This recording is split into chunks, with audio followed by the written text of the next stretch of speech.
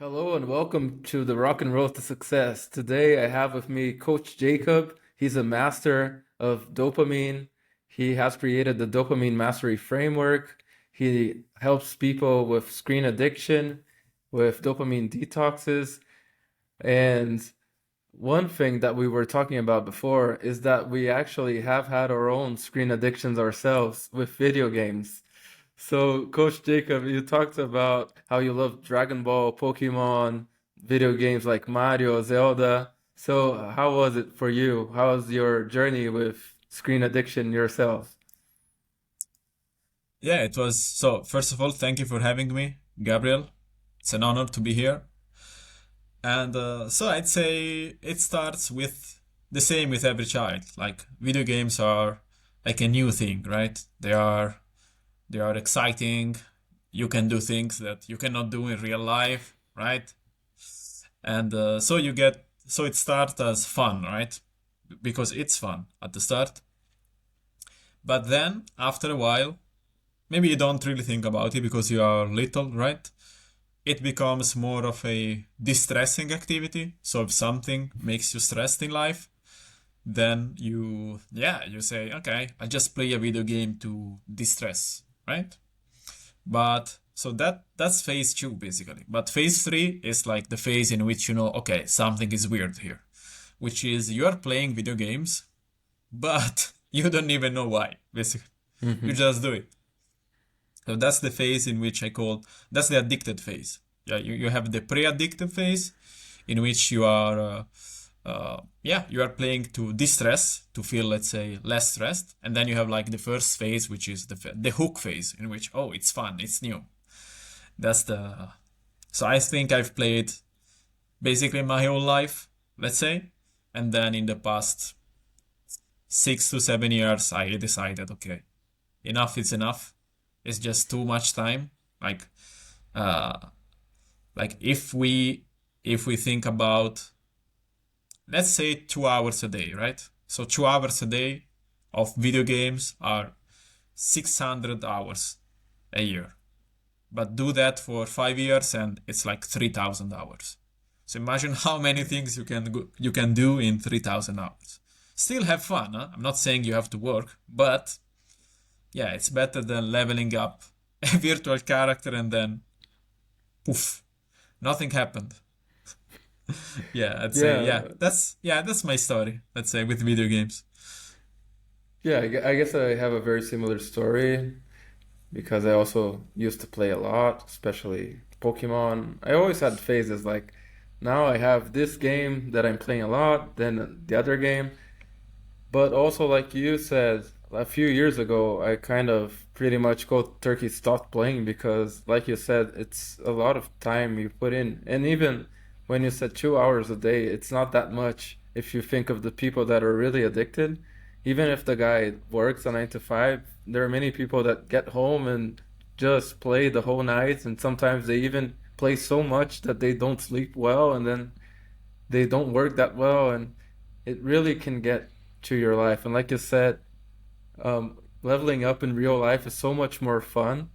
Like when you start seeing results in your real life and leveling up in your skills, in your business is so much more fun. So why are you wasting so much time with video games? Of course, you can have some fun. You can play FIFA with your friends once in a while. Point in your life, especially as an adult, I think, yeah, maybe too much of a distraction, right?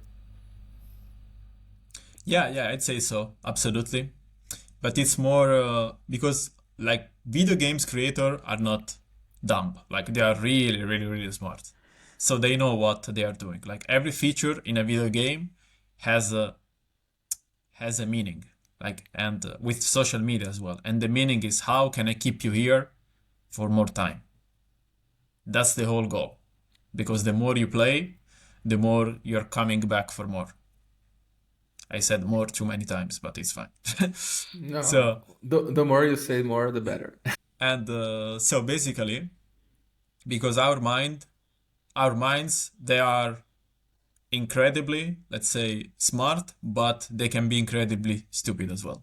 So what I mean by that is when we play a video game, our mind doesn't understand the difference between like progressing in real life or progressing in the video game. Progress is progress. So when dopamine is being released because you are progressing into something, for your brain, it's the same as you're working on something and progress is made.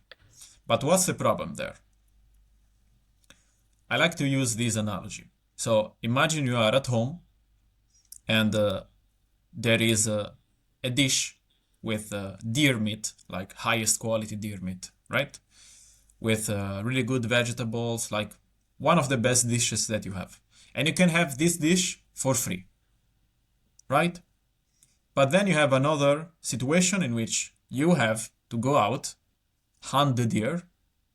Maybe you get hurt in the process because, I don't know, maybe there are rocks, maybe like it's hard, right? It's not the easiest thing to hunt. And then you come home, you need to cook the deer and serve yourself the dish. So the first situation is the video game. The meat is already prepared for you. There is no effort involved, right? And the second, it's you working on a project. And that's why what happens most of the times is if people work a 9 to 5, but they have also additional projects that they want to do, if you play video games when you come home, then working on the additional project is pretty much impossible because you just showed yourself that you have an easier option basically. So if you play video games, you're just, yeah, you can just eat something now without effort. So why would we need to put in effort to get minimal result? Because it's much easier to progress in a video game than to progress in real life. I don't know if you know, like there is this rule that they call like the 10,000 hour rule, Yeah. like to master basically a skill. You don't need 10,000 hours to finish a video game, to master a video No. game. So it's 5 hours, similar. 10 hours. Exactly. So it gets addictive because video games normally matches your levels of skill. So you don't get overwhelmed and you don't get bored because you're always playing at a skill that matches your uh, at a level, let's say, that matches your skills, unless you're playing some crazy hard video games. Yeah, Yeah, and especially now with AI, that the game can sort of adapt in real time to your level, so you will always be at the perfect level. But you brought up something that I think is very interesting, that the video game producers, the guys that code those video games, they are very smart and they study neurology and all of the brain chemistry, exactly like you said, so they can give us the rewards exactly at the time that will boost dopamine as much as possible, so we will get addicted to the games. And I think gamification is something that's very pressing in business right now as well, because a lot of businesses are trying to gamify their stuff.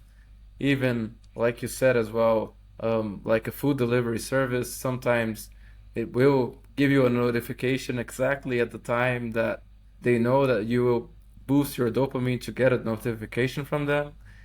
But I think at the same time, if you use it wisely, if you use it for good things, it can also help. For instance, I've just started running lately, and there's this running app, and it gives you all of the notifications and like the badges because you made your personal record on that run and that kind of stuff.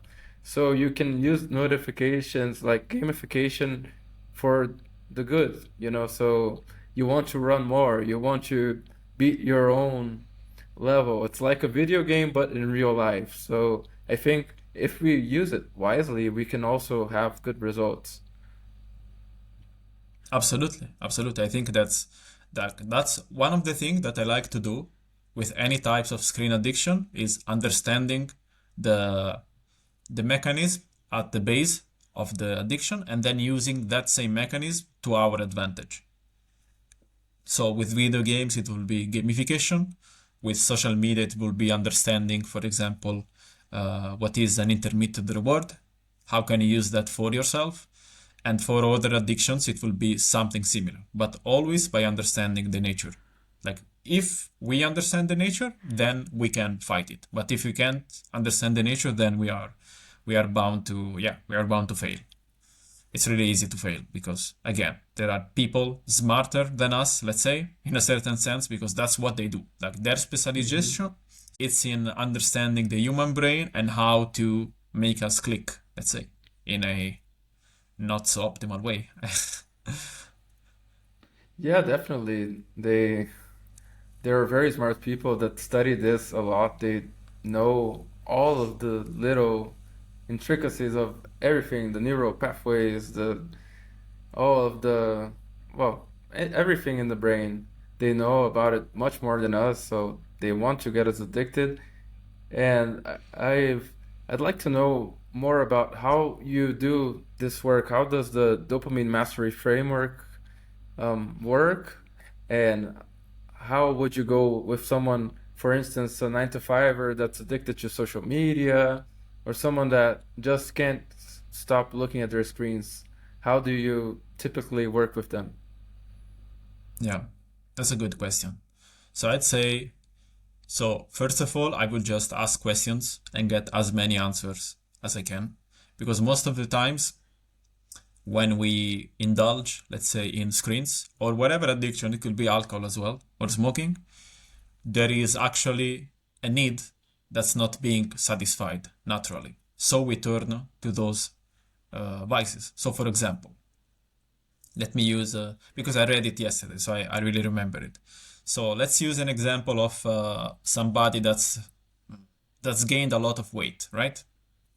So normally, what we will think is that he or she is not disciplined, so she gained the weight, right?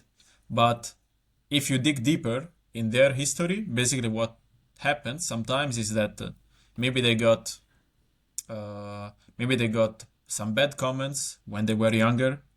Maybe an adult took advantage of them. Maybe they got too much attention that they didn't like. So that extra weight basically acts as a shield. Mm. It's not just they're not disciplined, which is true, by the way, but that extra weight is basically a shield. So I used to get really bad attention. Okay, now with this kind of shield, I'm not getting any attention. I solved my problem, let's say. It's a defense mechanism. Or for screens, for example, most people they could tell you because I'm bored. So boredom is actually the maybe the last reason. Behind boredom, there is always something else. There is maybe discontentment. Maybe they come home and they are not, and they are fed up with their work, for example, or they are too stressed. Stress is the number one reason people relapse. So people overeat, people overindulge, people over binge, people watch, yeah, not so good movies, let's say, not so good content. That's the number one reason. So one of the things that I do first, for example, is okay, let's look at your stress levels. Let's look at everything that makes you stressed in life. Let's start from there. And then once we understand that we look at ways to battle those because every stressor can be uh, can be beaten in a certain way or lowered. So if you have a Mm. colleague that's stressing you out, okay, what can we do? Can we ignore this colleague? Can we have less interaction with him? Or if you have a boss that's making you mad every day, can we remove this? Can we reduce this? But with everything, it could be even traffic. Like, are you getting stressed in traffic? Yes. Why? And we look at that. So by doing that, basically we remove the unnecessary stress, and then we will look at the real reasons of why, let's say, somebody will spend so much time on the screen. So, because you often get, I want to relax, or I am bored. But can you relax in a better way? If not, why not? It's basically like the real work, it's asking those questions that people normally they don't ask themselves because those are the same questions that they are escaping from. But me, what I do is no, no, no. Now is the time to answer those questions and to understand what's happening. Maybe you are self sabotaging. Maybe when you start working on your personal project, a voice comes in that tells you, hey, you're not worth it. You should just give up. So what you do is you turn to screens because screens, they are similar to video games. They shut down your amygdala, they calm it down, So you feel, let's say, it's not that you feel bad. Sorry, it's not that you feel good. It's more that you don't feel miserable. It's a bit different. So you think you're relaxing, but you're just, it's like a ticking time bomb. You're just buying time.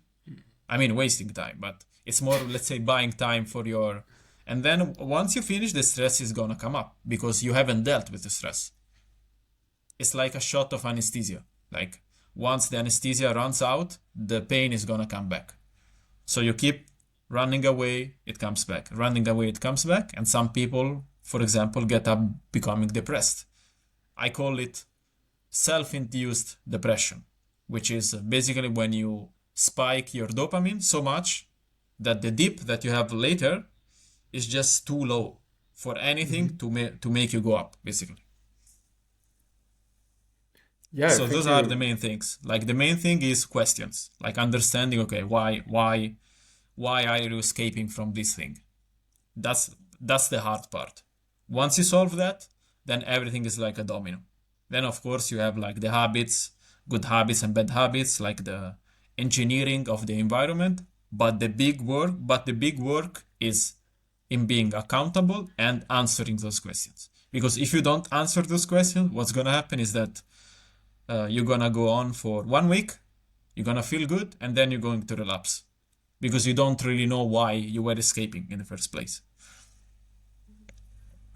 Yeah, I think it's very interesting the way you put it because, like you said, you have to go very deep because most of the time the real problem is something that you're escaping from. It's something from your past or something that you don't want to confront. And that's why you're putting the screen, you're putting the food, you're putting whatever it may be. There are many addictions nowadays. And people just try to escape from things. And another thing I thought was interesting that you said was about overstimulation, that you get so used to so much dopamine at the same time that then you have this drop and then you think you're depressed, but it's not actually a depression in the classical clinical sense. It's something that you sort of made yourself have because of Exactly. overstimulation. And I see it a lot in teenagers and young adults these days because of too much social media and notifications and everything. They get depressed really easily. And have you already worked with younger people as well, or it's more people around their 30s and 40s? How's your experience so far with younger people? Yeah, so for younger people, I've worked with, I prefer teenagers, to be honest. So I work with the parent and the teenager as well, because it's much easier. Like I want the parent to be present. If we talk about something, like I want the parent to be, okay, you can talk about this, or I prefer you not talking about this because I'm very open. Like I don't, I, I, I protect their privacy, but while we are in our call, I am as open as I can. I don't censor things. Like if I have to say something, I say it, basically. Hmm. And so in that case, it's really me trying to understand if my methods is in line with how the family wants to raise the child, basically. That's why I want the parent there to make sure I'm not doing, let's say, anything against their way because it's something that I have to respect. And for adults, I yeah, mostly people in their 30s, 40s, sometimes 50s. Those are those are the main people I work with. People that have a job, they are professionals, doing good, doing okay, but with that, let's say, with that wall of the dopamine wall, I call it, the brain fog that they have, that when they break it, it's just they basically can do whatever they want. And can you give some examples of like when they break it, what kind of results can someone get as soon as you break away from the brain fog wall? Yeah, I'd say so. The first result is clarity. Things are just clearer. You feel you feel you have a lot more energy. You don't have brain fog. You're not groggy when you wake up. You are more productive because you're not distracted. Like one of the other problems of screen addiction is distraction. So if you are a professional trying to basically get things done, the more you get distracted, the less you're going to produce. That's math, right? So I'd say productivity, energy, and presence as well. So they are more present. Like I had some people coming to me, some wives in this case, coming to me telling me, "Oh, my husband is just not there. He's there with the body, but he's not there with the mind." And I already understood what she meant. And so by working on that, basically what we make sure is that even at the family level, the person gets closer to the family. He gets interested again in hobbies. He gets interested again in talking to the kids, being more present with the wife. Sometimes I write it in my tweets, like, if your wife hates you because you spend too much time on your phone, just send me a message. Yeah, I've seen some of those tweets. I think it's very funny when you say that kind of thing because it's so true, man. Anywhere you go, if you go to a restaurant, there's couples that both of them are on their phone, and the thing that gets on my nerves is when there's a family and the child is on an iPad or something, like playing a game and it's like a 2, 3 year old child. They shouldn't be looking at screens because then when they're like 8, 9, 10, 12, they will say, "Oh, my kid has ADHD." Of course they have ADHD. You- Yeah, Since they were little, you're putting a screen on their face. Their dopamine, all of their neurochemistry is messed up. I saw it like I think like it was it Saturday? So yeah, 4 days ago, 3 days ago. Yeah, like there was this little girl. I think she was like two, probably two, maybe three, and her mother was minding her business, and she gave the phone to the little child, and the child was scrolling the phone, and she was laughing, and it was like, I'm about to punch the mother right now. She was basically giving, as you said, she was basically giving ADHD to the child with stimulation, colors, uh, changing of things, yeah, being overstimulated. That's what you're doing. And one of the one of the most, let's say, annoying objections that I get from parents is, "Oh, it's okay in moderation." And then I tell them, "Do you know that the creators of these technologies, they don't let their children use the technology? So what are you talking about with moderation? Like, who are you?" Like, they don't let their children use it. Like, even video game programmers, they don't let their children play those video games. So you're telling me you're smarter than them and they can do it in moderation? Really? Yeah, that's the point. Like, they think they know better. Yeah. Then go to the doctor and you'll get the ADHD pills. That's what's happening. Like, I was in a space the other day, and they were talking about education, about children, and I think not 8 out of 10 they said, "Yeah, because my son has or my daughter has the ADHD." And when it was my turn to speak, I was like, "Look, guys, this is not normal. Like, it looks like in the US even stones have ADHD. Like, it's not normal. Come on, this is not normal." And yeah, it has been something that has increased with the increase of screens, basically, like iPads. Again, Steve Jobs didn't let his children use the iPad. And parents tell me, "Oh, yeah, she's not using it for coping." It's not if she, it's when she will be using it for coping.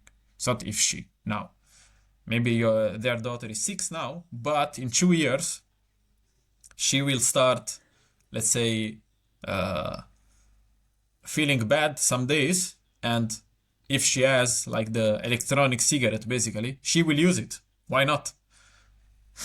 So it's not a matter Yeah. of, "Oh, I don't think she's using it as a coping mechanism." Okay, it's when she will use it. It's not if. If, I don't know if she's using it.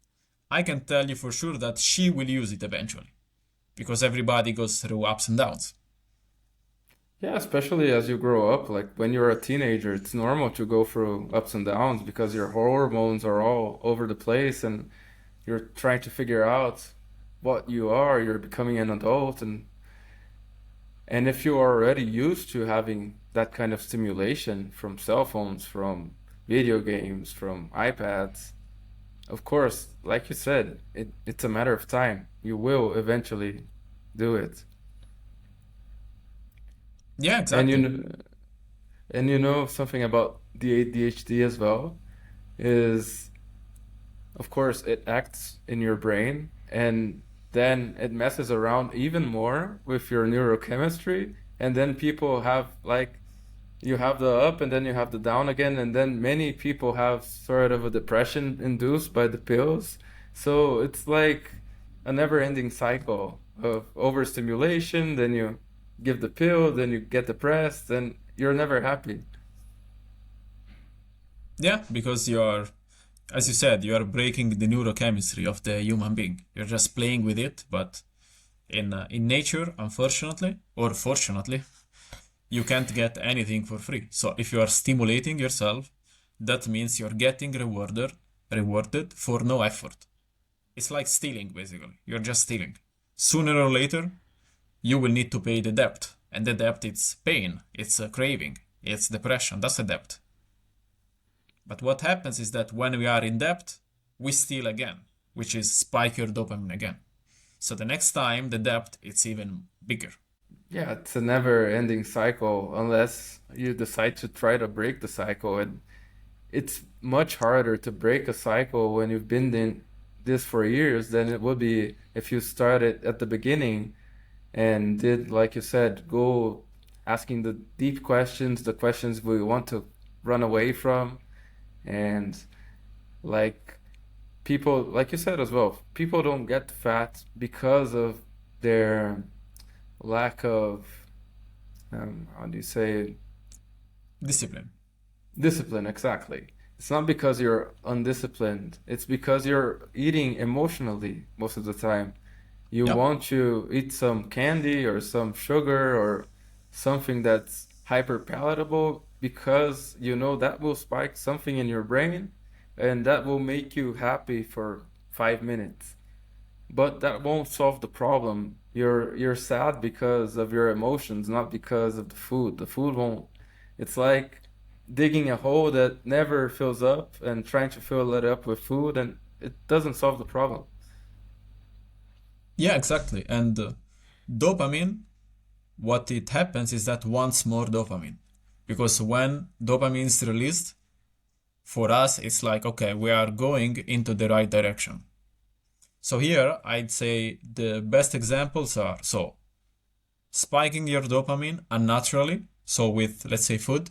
So what happens is that when you eat a French fry, you want to eat the second, and then you want to eat the fourth because your brain is releasing dopamine. So it's telling you, good job, we're going into the right direction.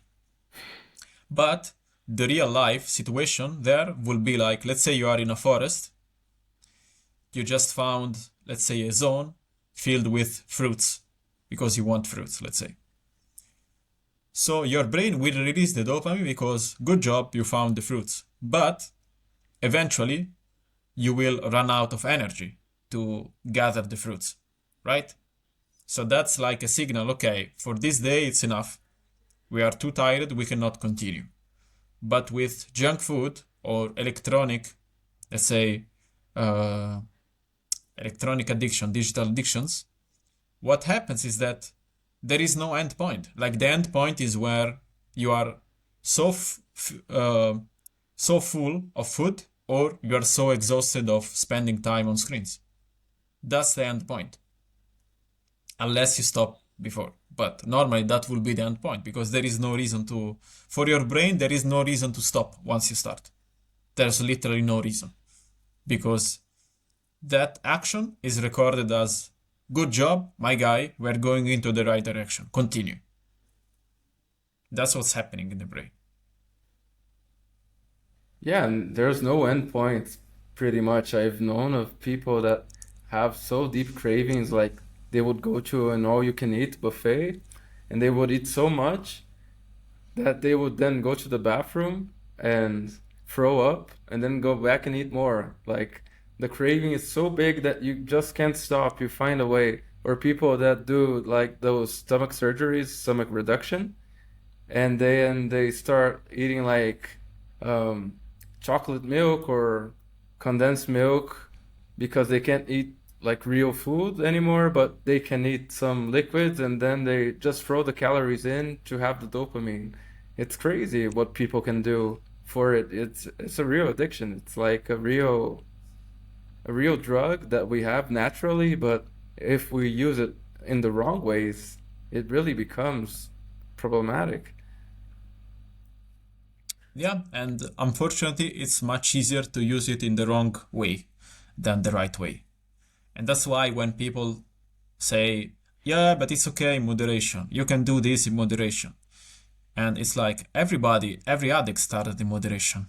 Like, like what do you mean in moderation? I'm not saying you should cut everything out, but I'm saying before using something, you should know the effects, the possible effects, what you are putting yourself in, like the instruction manuals. There is no instruction manuals. Like the instruction manual is what we're talking about in this call. That's the instruction manual that people should be given before playing video games, before hopping on social media, before eating those French fries. Should all have an instruction manual telling them, oh, when you eat a French fry, you will feel like you want to eat a second. Why? Because of this thing. That's what people should have. Because at that point, at least, look, you have the instructions. Now it's your fault. I mean, it's still your fault because, but at least you had something that clearly told you, okay, this is the effects of this. And people that are telling you it's okay moderation is just because they want to sell to you. Or they are friends that they want you to be the same as them, so they tell you, yeah, yeah, just do it a bit, it's okay. But be careful of those people. Yeah, misery likes company. But yeah, like you said, in theory, the parents should be the ones giving the instruction manual to the kids. So, look, you can do this, this, and that. These are the consequences. You can do this in moderation. This is what moderation looks like. But as we said before, most of the time nowadays, parents they don't care. Like they just want the kids to shut up so they themselves look at their screens or do their gambling or do their overeating, and it's very complicated. It's very complicated. But dopamine can also be a very good thing because it was put in nature to make us do the things we need to do, to go and look for food, to build our home, to do the things, to be this drug that helps us with motivation to do the right stuff.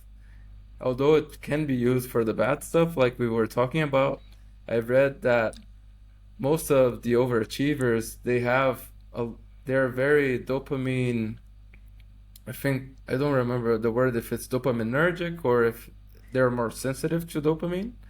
So they have this high that's even greater, and it can be used for the bad things like addiction, but it can also kind of give you an addiction to success. So, for instance, Buzz Aldrin, who's the famous guy that went to the moon, the second guy to step on the moon, and Buzz Lightyear from Toy Story was based on him. This guy, like he has an amazing story of achievement. If you look up his CV, he's always done a bunch of cool stuff. But when he got to the moon, like what can be greater than going to the fucking moon? Like nothing can be better than that.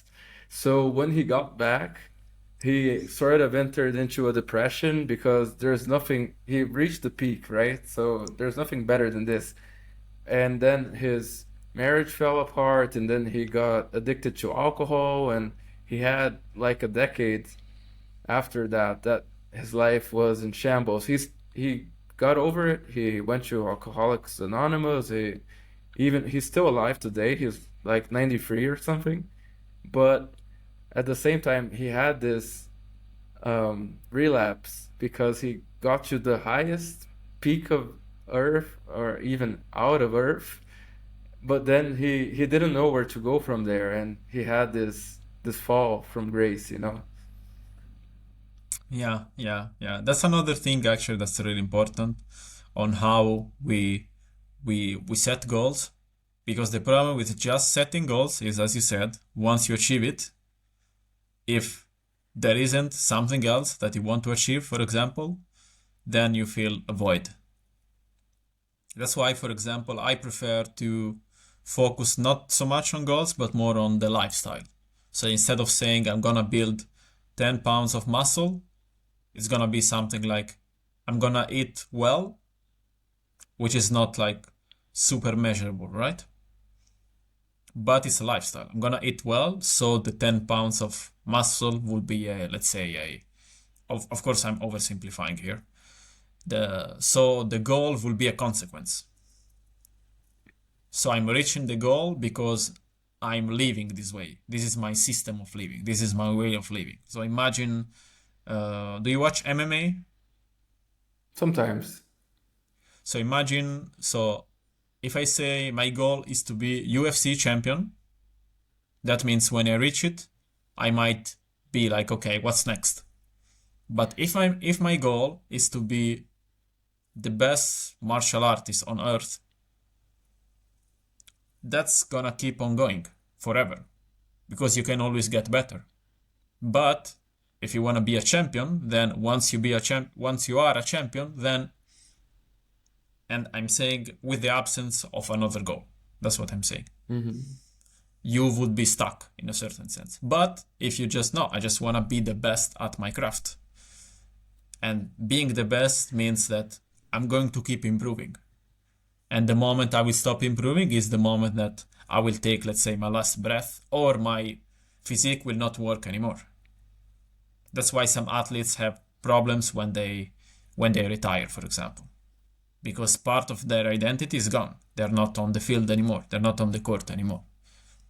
So what they need is something else or something bigger, which might not be a goal, but a lifestyle. Yeah, I think it's very important for athletes. Like in fighting sports, you have to keep, once you're the champion, you have to beat the other guys that try to take away your belt.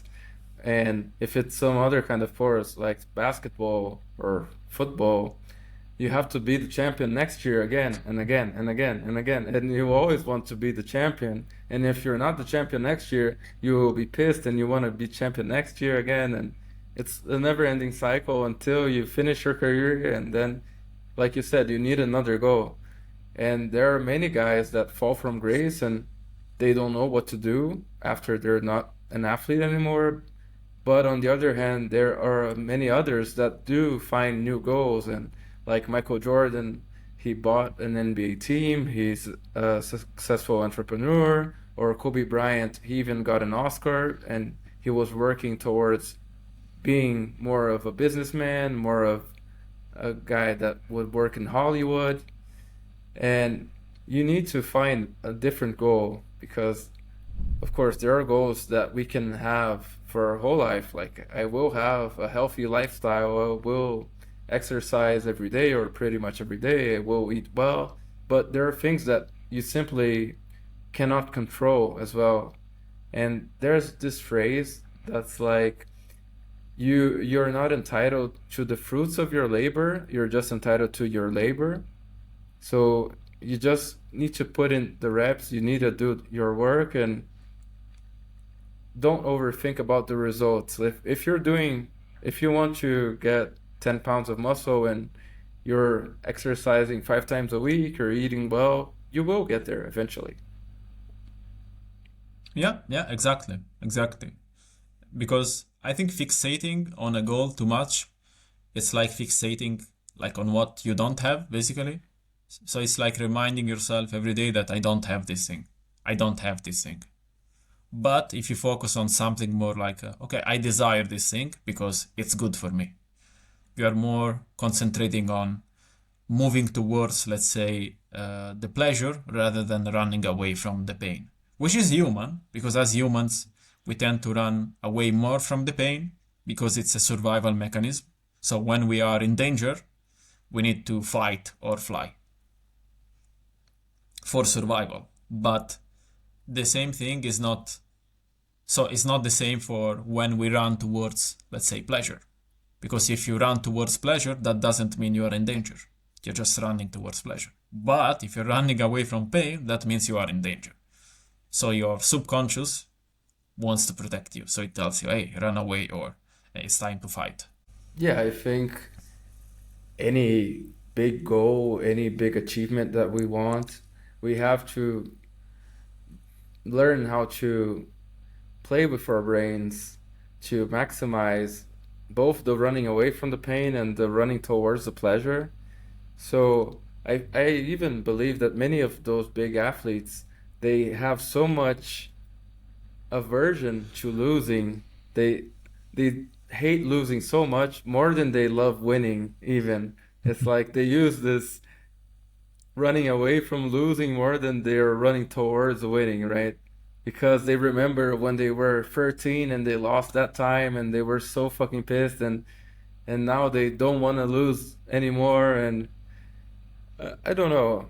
I think you have this as well because you like martial arts, you like MMA, and I think one of the things that makes us, especially men, I guess, like so much those athletes is because they're examples of dedication to their craft, or dedication towards exercising, towards eating well, towards sleeping well. They try to make their bodies like a machine that's most equipped to deal with their sport, and also the mentality, the champion mentality that you have to develop, because if you don't have that in your mind, you won't be able to wake up every day early and train, eat a lot, and you need to be obsessed with what you're doing to become a champion in anything that you do, not only sports.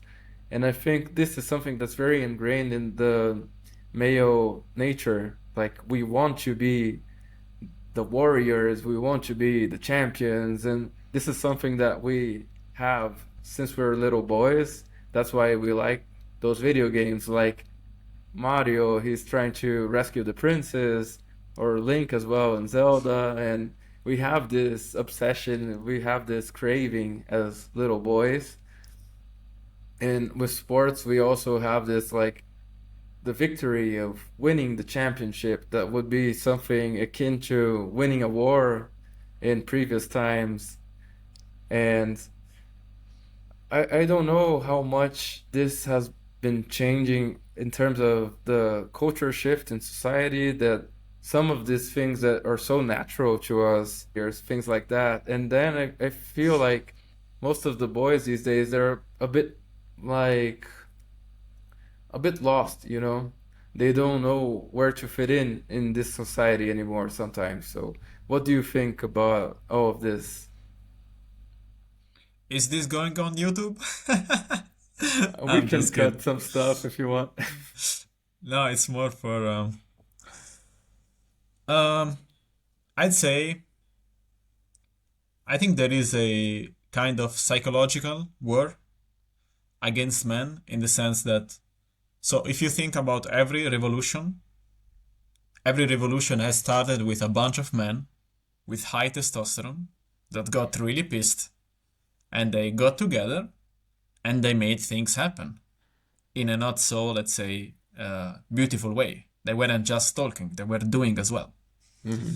So I think what's happening now basically is, with this abundance of, let's say, uh, of dopamine, of pleasure, what's happening is that man effectively is getting sedated in a certain sense. So instead of fighting, instead of being like, yeah, I'm gonna change my job because this job sucks and I want a better job.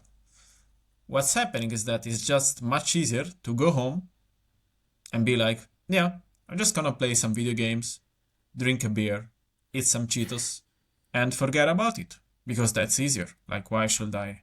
I just want to be left alone, let's say. Like, it happened to me sometimes that I was talking to previous colleagues, and some of them were really, I mean, I don't want to say lazy, but they just gave up.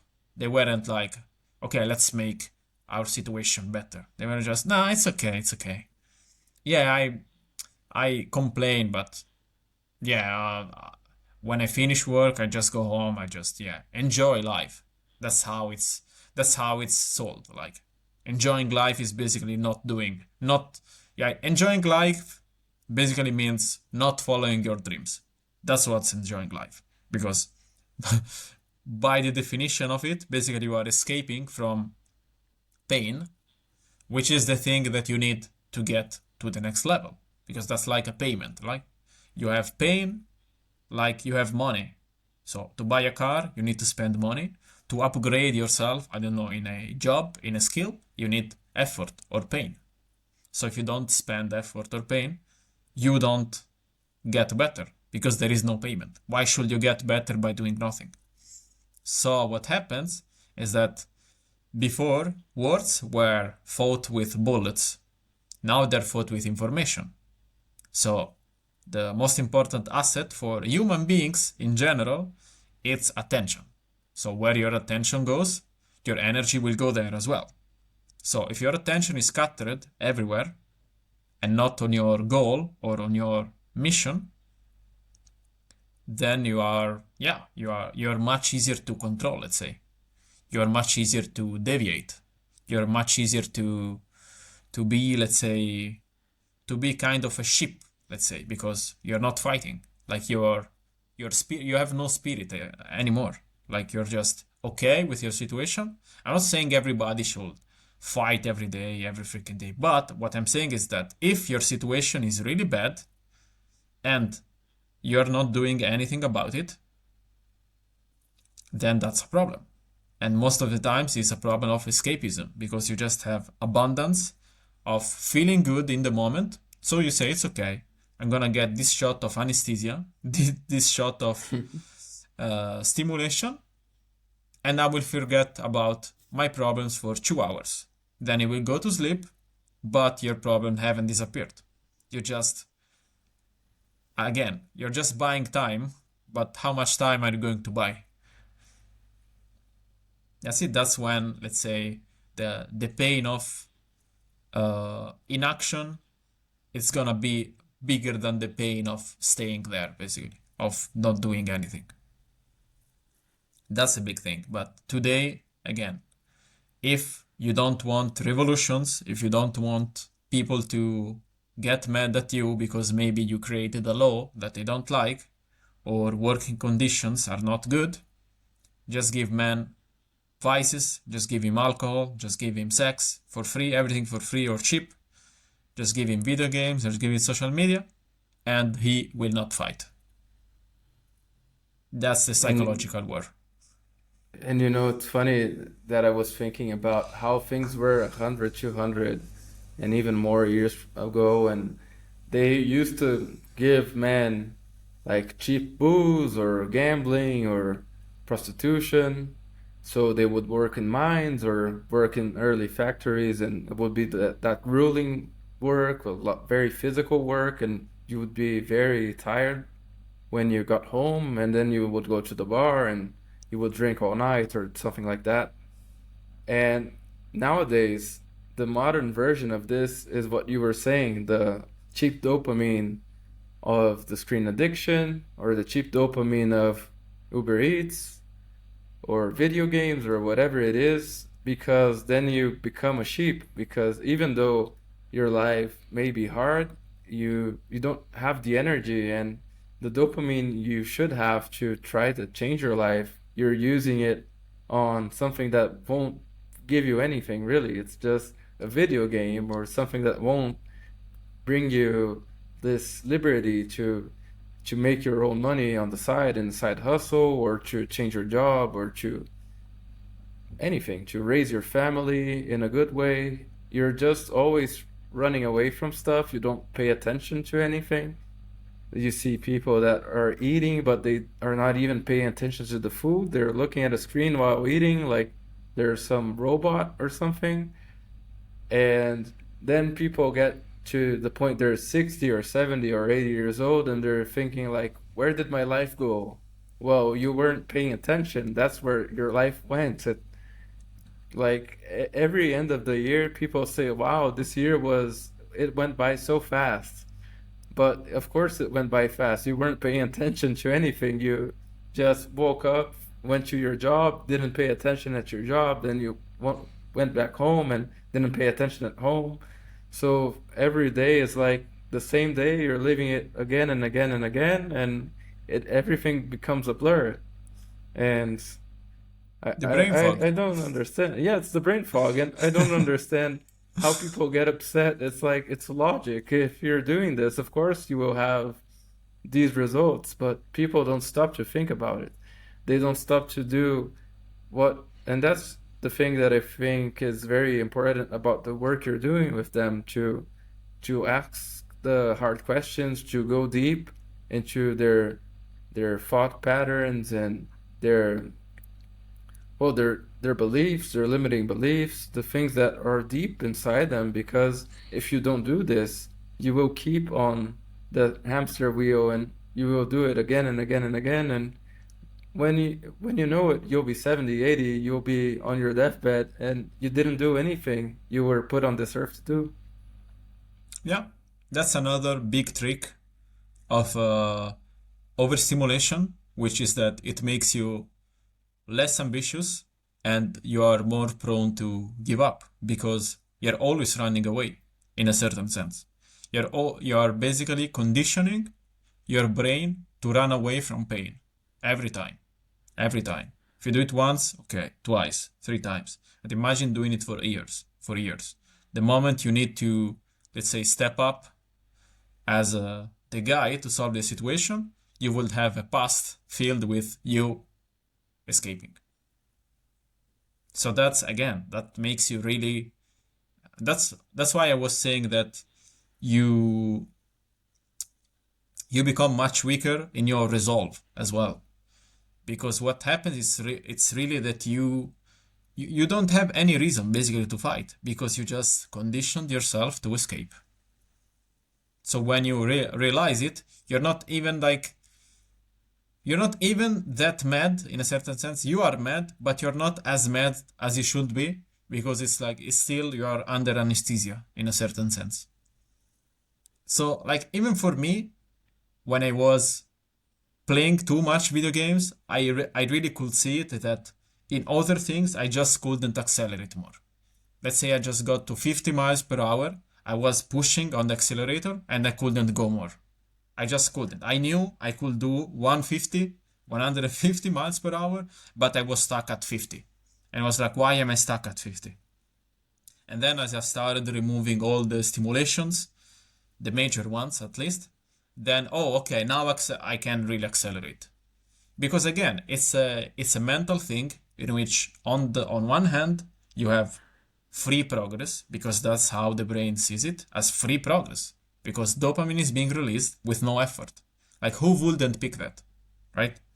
That's the easy thing to do. Or on the other hand, you would have like your extremely hard project, which takes you hours to get like one drop of dopamine, let's say. And how was it when you started doing this yourself, when you said, from now on, I'm not gonna play video games anymore, or I will play less?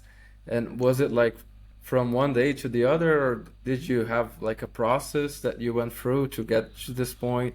How was this for you? Mhm. So, as I said before, there is always a deeper reason.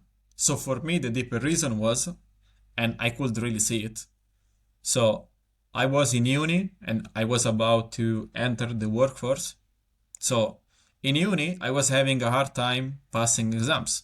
So, what does it mean? It means that I was having a hard time progressing in real life. So, what I did was, okay, let's just hop into video games to spend time and to not think about feeling bad about not being able to progress. But what I was really looking for was progressing in some other way. I was looking for progress. And video game gave me that, basically. So what I did was understanding that first thing to start. So why was I playing? And for me it was to escape from the fact that I wasn't progressing in real life. So I looked at the nature of video games, at the gamification, And I try to apply the same thing to my studies, for example.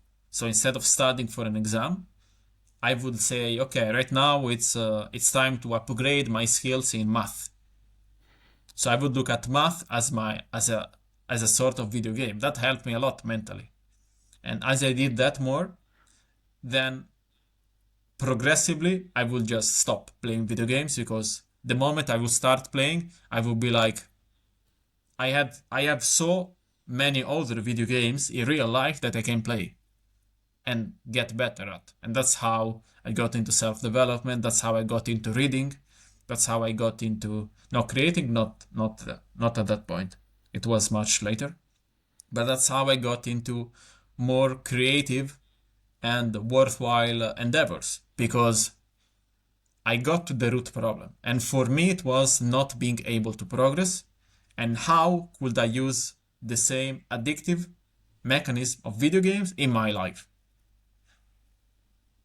But if you get addicted to something that needs effort, you cannot really be addicted, let's say, because you can say, I will not put any effort right now, and you wouldn't do it as a consequence.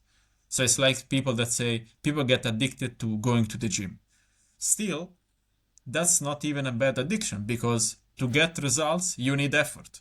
Without effort, you're not getting any result. The problematic part is when you get pleasure or you feel good for doing absolutely nothing. That's what gets you addicted. And that's why I said it's like stealing. Yeah, I like your approach to gamifying your life. And do you still use this? Like, do you have some sort of framework, or do you write it down somewhere, like the stages you're going through, like it's a video game? Do you still do that in your life, or is that more of a mental thing? Once you get it like a habit in your mind, then you don't need it anymore. How is this for you? I use it even right now only when it's something that I don't really want to work on. So, for example, let's say I don't want to work on my speaking skills, for example. What I will do is come up with excuses to make me work for my speaking skills. So I would say, right now I'm increasing my speaking skills such that, I don't know, for example, I can have better conversation with girls. Just a random example. So that will give me an excuse basically to do something that I didn't want to do before. And you can do it for everything. You can do it with food, for example. You could say, okay, I'm gonna eat broccoli. I want to eat broccoli because that's gonna help me with my gains. I don't know if it's true. I'm just saying. But you can use that basically because, again, like, your mind doesn't really understand the difference between reality and fiction. So if you create a fiction that looks really real, it's good enough. At the Yeah. end of the day, we create our reality, and our reality is the filter that we use to look at things. That's why some people see fear and anxiety as positives, and some other people see them as nightmares. Still the same emotion, similar person, similar people, but different filtering, so different perspective. Yeah, like if you're going to do something like public presentation and you get that feeling, it's the same thing. Anxiety or excitement, it's the same feeling. We just name it differently, and then we filter it through a different lens, and our mind thinks it's good or bad. But in reality, it's the same thing. And this was something that helped me a lot, actually, when I started trying to filter more the difference between the physical aspect of things, so the physical feeling. For instance, many times, if you might think you're stressed, or you might think you're angry or something, but you're actually, no, I'm just hungry, or I'm just a bit sleepy because I didn't sleep well yesterday. And we interpret it in a way that we think it's something mental, but it's just something physical. It's much easier to solve when you start separating those aspects, you know? And about gamification as well, I think you have a very interesting outlook. I also try to think about it that way sometimes, like it's an RPG game, so I'm trying to improve the skill. So now I'm going to the gym to improve my physical skill, so I get stronger, and then if I try to improve my public speaking, I'm improving the charisma, and I think for us that we were brought up playing video games, it's an easy way to try to gamify because, like you said as well, our mind doesn't know the difference. We pretty much create our own reality through the lenses that we put on stuff. So something that you might find awesome, someone else might find terrible, and vice versa. And since we can put on those lenses, why don't we use it in our favor and to the things that we know are good for us, or to the things, or if something is bad, why do we have to think it's that bad? Like way in the beginning, you were talking about some clients of yours and thinking about the things that make them stressed. So if you're stuck in traffic, if you are stressed or not, the traffic won't change. So why are you stressed? Try to think of something that's a good thing, like, oh, I'm in traffic, so now I can listen to a podcast or I can listen to an audiobook.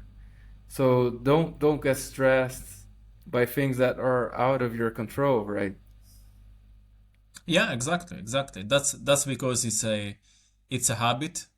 That's because maybe their friends or parents as well, they used to get stressed in traffic. So they would get that behavior without really questioning that behavior. So that would become, let's say, part of their identity. And that's why you have some people, for example, that tell you, yeah, I'm stressed. Yeah, I'm stubborn. Yeah, I'm this, I'm that.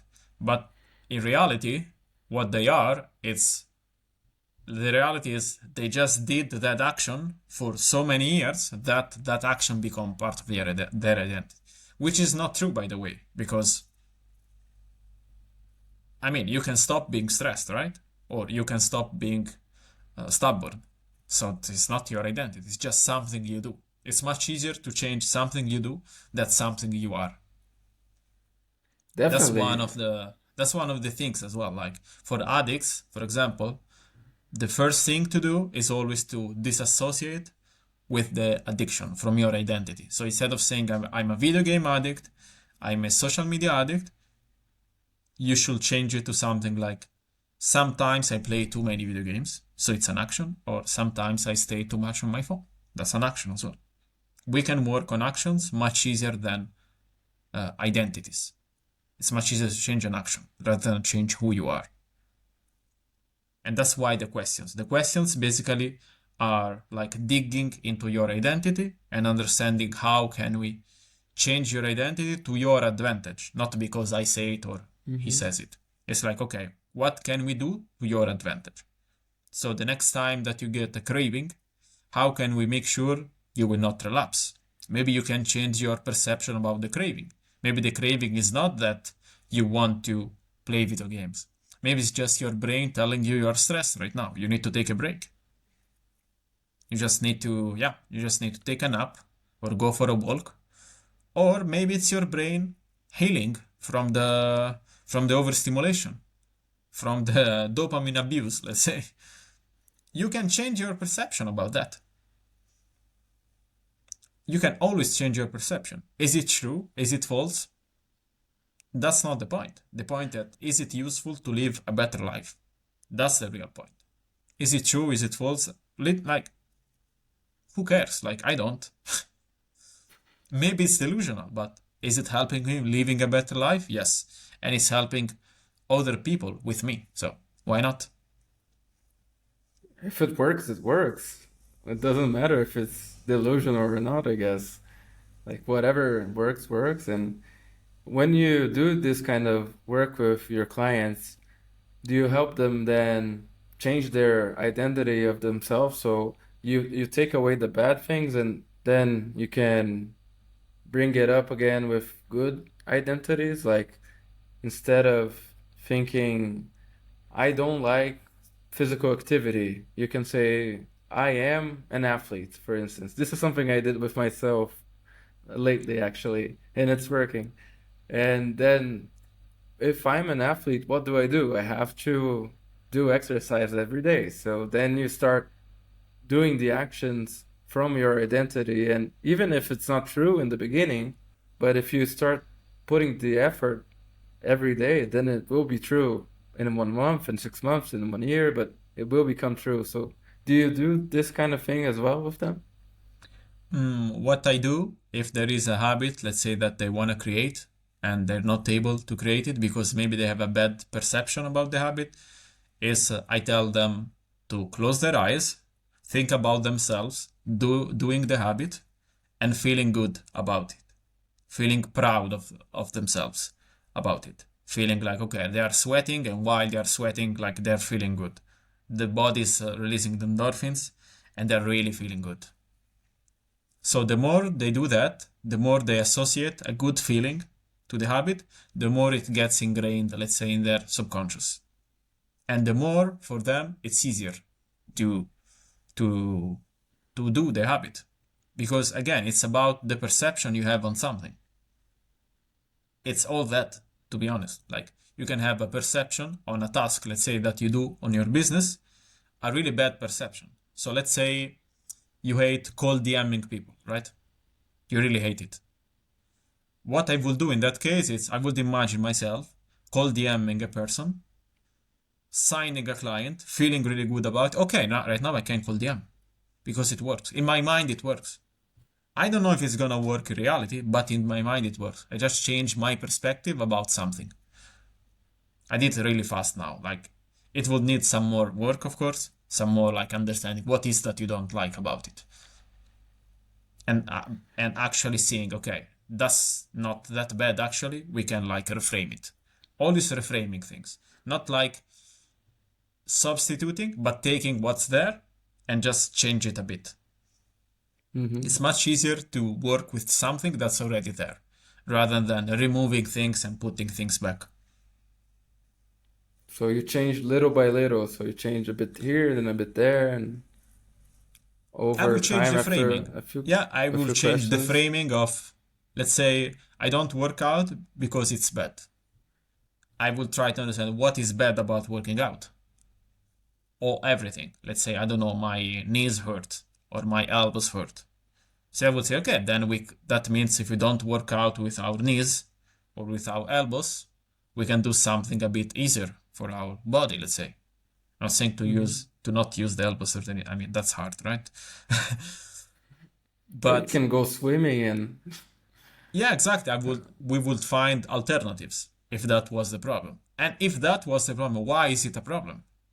Like, do you really feel that your joints hurt when you work out? Okay, then maybe we have to go to the physiotherapist and see what's up with these joints. That's how we dig deeper into the problem. Okay, Mhm. let's understand it. If is it a real problem or is it a perceived problem? So is it your perception? The classic, let's say, stereotype. Like, do you have a stereotype or do you really feel bad about it? That's the thing. That's why accountability and coaching really help you a lot because you just speed up this process of finding the answers and trial and error basically. That's the power of it. And maybe if you do it alone, if you don't have the skill, maybe it takes, I don't know, 1 year. But with a coach, with somebody that has the experience, that has gone through the trial and errors with himself and other clients, it could take you, I don't know, 3 weeks, 1 month.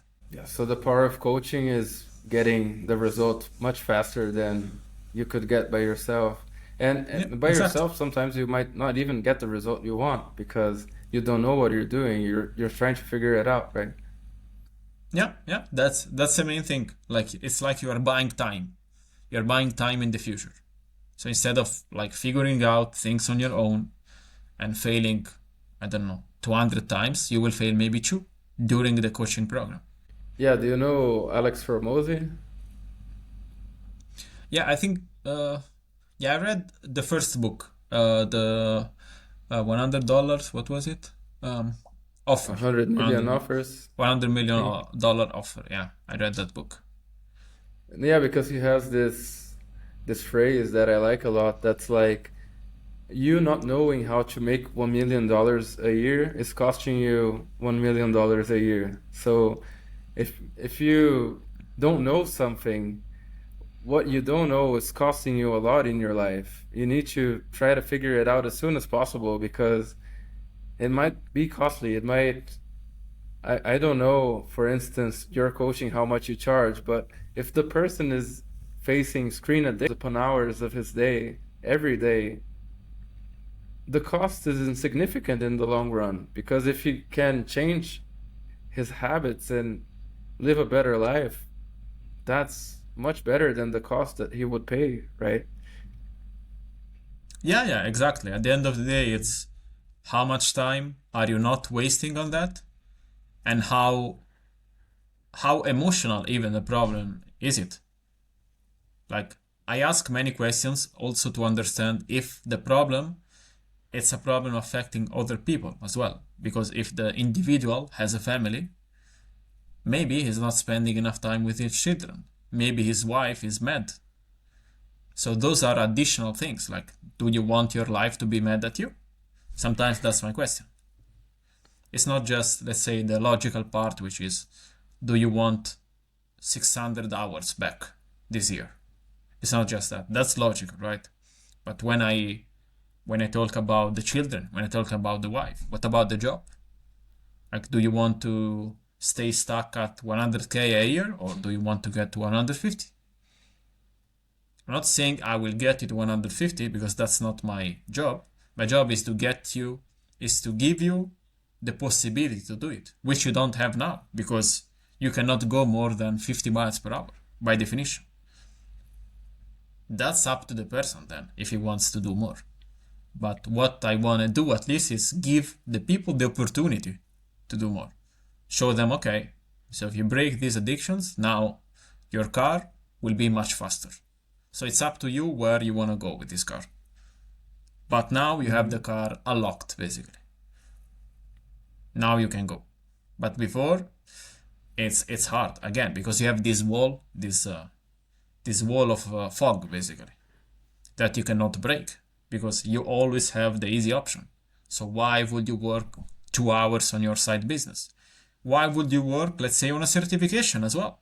Because I never say to people that I'm not against like the 9 to 5, because sometimes people have families and they need to provide for their families. But by having fun, let's say, or indulging in vices, again, which could be screens or alcohol, I work mainly with screens, not really like other types of addiction. What you're doing is that you are not giving your family the best possible life that they could get.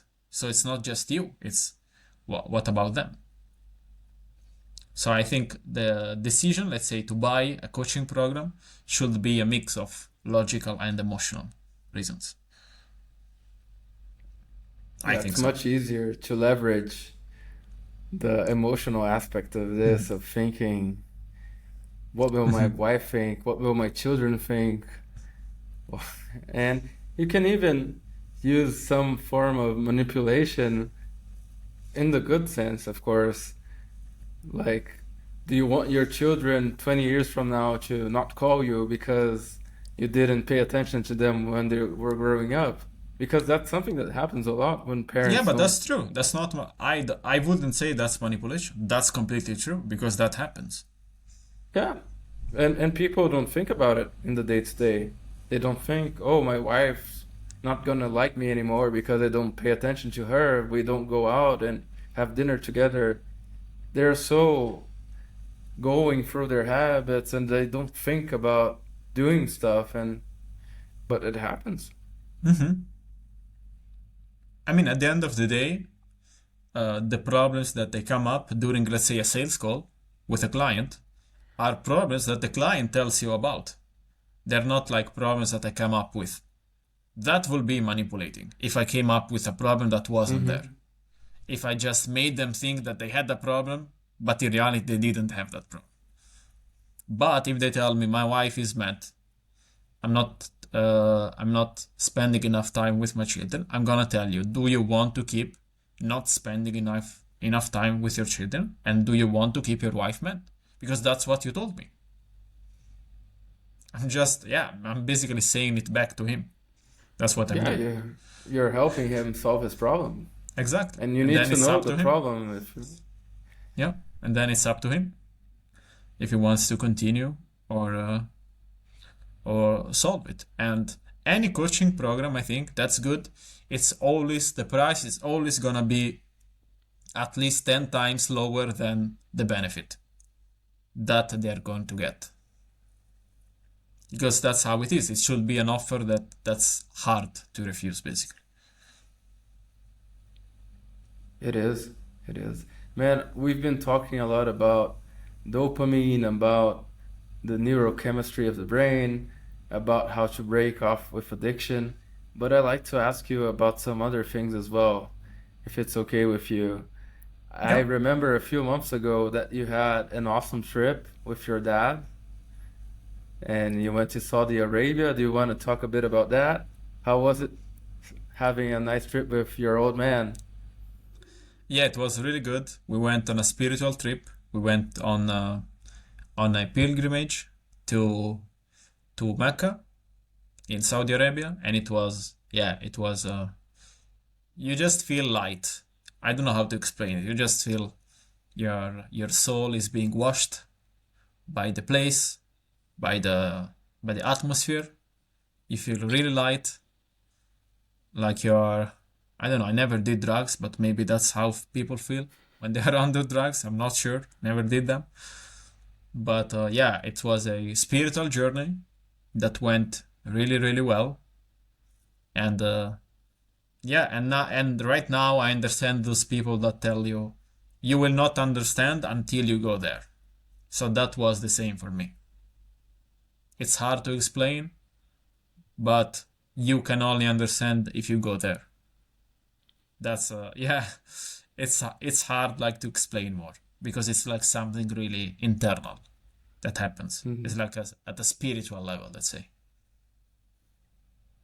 Yeah, I can only imagine by your description how it was to be there. And I mean, having your whole life, um, having people tell you about it, how it is, about the sacred place, and going there in real life, it's something different, definitely.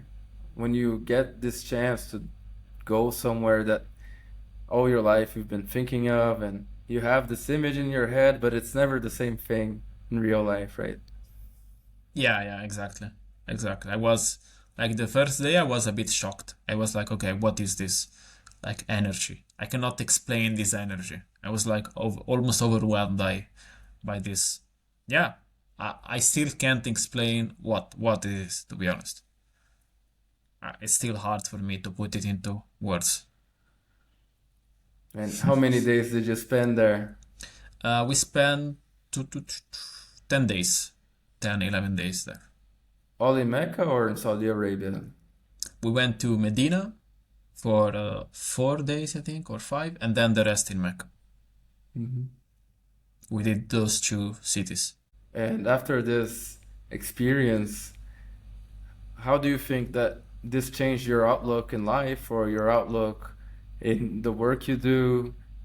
Do you have you changed how you work with your clients or the things you think about, your habits, anything? Was it something that transformed you as well? I wouldn't say transformed, but definitely improved. And what I mean by improved, I'd say, so again, for the millionth time, basically, I got confirmation that I should be more careful with my spiritual side. Not just concentrate on my mental and my physical, but also giving time to my spirit to give some nourishing to my spirit. So during the day, when I'm doing meditations or prayers, just taking my time, just not feeling, let's say, compelled by something else, not feeling like, oh, I need to get back to my laptop because I want to work on this thing. Just be like, okay, right now it's time for a break. I'm gonna take my time, do my prayer, being concentrated on my prayer or my meditation, It's similar at the end of the day. And then once I finish, I will go back. So it really helped me understanding that, okay, when it's time for a break, it's time for a break. The let's say the internet world, the working world doesn't exist anymore in those Hmm. 5, 10, 20 minutes. That's just what helped me even more. Let's say this spiritual journey to understand even more how to divide the two or three things again because I was too concentrated with let's say the real world in a certain sense the, the world on earth. I don't know how to call it. Hmm. And I wasn't, let's say, I wasn't as much concentrating on my internal state, my spiritual state. Of course, if the person believes in the spirit. Yeah, I'd say Yeah. that's the biggest thing for me. Yeah, a big improvement, I'd say. Not like a transformation, but just a an improvement into something that I was doing, but not enough. And now I hope I'm doing it enough, or at least more than before.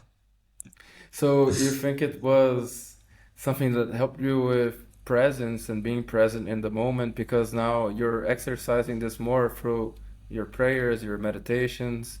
So there's this time to have a break while you do a meditation or a prayer, and then when you go back to work, you're more focused on the work you're doing, more present, more you just have your priorities more in check when you do this, or at least this is what I feel when I do these kinds of exercises. Like it helps you to know what's the most important things that you should be doing because sometimes when we are too much in the middle of the fog, we don't get our priorities straight. We're not sure, should I do this first, should I do that, and we might get a bit lost. So do you think this is the kind of thing that helped you after the trip? Yeah, yeah, absolutely, absolutely. Like sometimes I used to, let's say, go to have lunch, but my brain will be still thinking about, let's say, how to write that piece of content or what, or how should I solve this problem for a client. So that means I wasn't present in my eating. My brain was still here because it was still working. So with practicing more meditation, with practicing more prayers, right now I'm more able to be in the task. So when Hmm. I put my laptop in hibernation, that means my laptop now is dead. Everything inside is dead.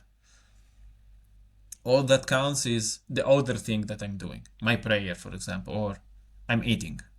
And that by doing that, I noticed that I got a lot better, even in focusing, even on my productivity, because I wasn't using all that mental energy while I should have been resting, basically. Yeah, I'd say Hmm. so. Was it the same for you as well? Yeah, I think so. I think so. I think whenever I try to tap more into this kind of exercise of prayer or of meditation or just mindfulness, really, meditation doesn't need to be chanting omens or, it can just be being present in the moment and paying attention to what's happening. Yeah, Even even like doing the dishes, if you do it paying attention to what you're doing, it's a form of meditation. absolutely. Yeah, yeah, I agree. So Yeah, I think yes, yes, by doing this kind of thing, like being present in the moment, and that's one of the things we've been talking about the whole time we've been talking is being present and paying attention to what you're doing. And by doing this, you'll lead a better life because you're there, basically. yeah, yeah. That's really it. Even with the addiction part, at the end of the day, is your attention being somewhere that it shouldn't be, but somewhere that you would normally not like to be, let's say, with your attention. So that's the point. Like by getting back control of your attention, that means you get control of where does your energy go as well. Because if you are focused on something, that means your energy is going there by definition. So by being able to shift your attention to things that really matter to you, then you can start making a real difference. Then you can stop, living on autopilot, 9 to 5, 100K a year, and then 3 hours of Netflix or 3 hours of just wasting yourself. That's the thing. Like, if you are able to get back control of your attention, you will be like, okay, today I want to do it because I mean, I'm not that I don't like it, but at least it's a more conscious decision. Okay, today I'm gonna do it, but tomorrow I want to recalibrate my attention on this. So there is no Netflix, there is no drinking, there is just me working on my certification because I want to get a raise, because I want, I don't know, I want more money to go to more vacations, perhaps with my family or alone, whatever. It's the same. Yeah, of course. It's one thing to, oh, I want to watch a movie with my girlfriend or my wife on Friday. But if you're watching two movies every night, then it sort of misses the point. Like, why are you watching so much, right? It, it's even like when you indulge in something, you sort of you can't appreciate the thing anymore. Like, if you eat a piece of cake, you will love it. If you eat the whole cake, you will have a stomachache later. So it's the same thing with those addictions, I think. Absolutely. Yeah, yeah, it's pretty much the same. Like, what I like to do is I like to give people always the benefit of the doubt. So if they tell me, yeah, I watch movies or I watch Netflix because I'm stressed, and that's a bait for me. Like, it's okay. That means if you wouldn't be stressed, you wouldn't watch them, right? Like, I'm trying to put them on a spot, let's say. Okay, then let's work on your stress. Because I want to eliminate basically any excuse that you could create. Because that way, now, okay, do you want to watch because you're escaping, or do you want to watch because you're stressed? Right? That's how you create the new scenarios. Because at the start, oh, okay, you're stressed. Cool. Let's look at your stress levels. What's making you stressed? And let's remove it bit by bit or reduce it. So after 3 days, let's say they do it. Okay, I'm not stressed anymore. Okay, do you want to still watch? Do you still feel this urge to watch movies? Yes. Okay, then let's see. Let's see the real reason, because apparently it wasn't stress. That's why Yeah, it but takes some time and it's hard to do it on your own. Because why would you do it, right? You would just continue to watch movies and say, yeah, I'm okay in this way. I'm okay. I'm okay making this kind of money. Yeah, it's fine. While in reality, you just can't go forward. You're just stuck there because yeah, you are in a loop. we have a very easy time making up excuses to do the things we already do, right? Yeah, because again, there is so much abundance. If it's not video games, it's social media. If it's not social media, it's, I don't know, drinking beer or movies. Again, there are people addicted to movies, probably. Like, I A had lot, some a lot. colleagues in the past that I would ask them, but not judgmentally. I would just ask them, like, what do you do after work? Yeah, just watch movies. I mean, okay. Like, is that how you want to live? Just work and watch movies? Like, is that? I mean, because if that's, and here that's the other trick of overstimulation, because it makes you think that that's what you want, because you're less ambitious. Basically, your ambition gets killed, your drive gets killed. So you end up thinking that, yeah, of course, yeah, it's okay. I work and then I want to relax, so I'll watch like 3 hours of movies every night. Netflix recommendation, like, I need to click, right? Netflix knows you better than you know yourself, basically. Yeah, man. And then you watch it while drinking a bottle of wine, and you mix one thing with the other. Sometimes you're not even watching the movie because you have your phone on your hand as well. And you just kind of get all of the addictions at the same time. Hmm. Yeah, because again, like dopamine doesn't. Dopamine is the least racist thing in the world. It doesn't look at anything. If it releases dopamine, good, give me. That's how it works. It doesn't discriminate. I always, uh, sometimes I joke with a colleague of mine, with a friend of mine on X, and he helps people uh, quit P. Let's call it P. Uh, P content or X-rated content. Let's call it X-rated content. And I always tell him, if I was able to create a teddy bear like a candy, which will give you the same let's call it dopamine hit, even though it's not really a hit. Let's say the same dopamine level, people will get addicted to the teddy bears. They wouldn't watch X-rated videos because it's much easier to just pick it up from your pocket, eat it. I feel good. Bye bye. It's a teddy bear. It's nothing. It's nothing crazy, right? It's like a candy. If I was able to create this candy, I will create probably like the hardest addiction, like the strongest addiction on the world. You'd become a trillionaire. Yeah, a trillionaire of breaking people's dreams and stealing people futures. Yeah, destroying people's lives. Yeah, yeah, like OF, right? It's like even today they say, "Oh man, women are this, women are that," but I mean, who's creating those platforms? Not women. I don't think they are women. It's other men creating those platforms so they can screw other men. And the Yeah, women end because up being the thing used to screw men. But the they're the platform product. itself, yeah, was created by other men. Like the OF CEO is not a woman, is a man. Or the dating apps, let's say founders, they're not women. I mean, I don't know. Perhaps one of them, but I mean, majority of them are men. So it's men preying on the weakness of other men because they know. Perhaps there are men that still live with their parents. Nothing wrong with that, but maybe they don't have a job. So they make, I don't know, they have those $100, and I mean, what's the problem of spending $20 a month for to watch a model? For them, nothing, because they are alone.